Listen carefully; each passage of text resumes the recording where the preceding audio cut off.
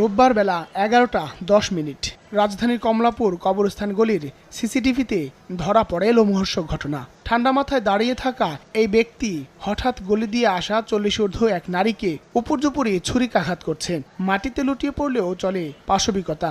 এক পর্যায়ে ঘটনাস্থল থেকে দৌড়ে পালিয়ে যায় ঘাতক। খবর পেয়ে স্বজনরা ছুটে এসে মুমূর্ষু অবস্থায় হাসপাতালে নেয়ার পথেই মৃত্যু হয় 2 সন্তানের জননী আয়েশা খানম মনির। ঘাতক মাসুদ হাওলাদার নিহত নারীর দেবর। মাসুদ ভাই যে মাথার সমস্যা ছিল আর কি, ঠিক আছে, হঠাৎ আক্রমণ করেছে আর কি বাবির উপরে। মানুষ খুব ভালো ছিল, আর মতন মহিলাই কমলাপুরে বউ নেই। এলাকাবাসী জানান, এর আগেও মাসুদ হাওলাদার বেশ কয়েকজনকে কুপিয়ে আহত করেন। মানসিক সমস্যা দেখিয়ে সেসব ঘটনায় পার পেয়ে যান তিনি। মাস 6 আগে এরকম একজন তারা সালাম দিছে, এক কথা দুই কথা তার সাথে মনে করেন লিগে মিনি ঝগড়া হয়েছে, তারপরে ওনাকেও মনে করেন এইভাবে মারছে। ফ্যামিলিকে বলা হলে বলে মানসিকভাবে একটু বিপর্যয়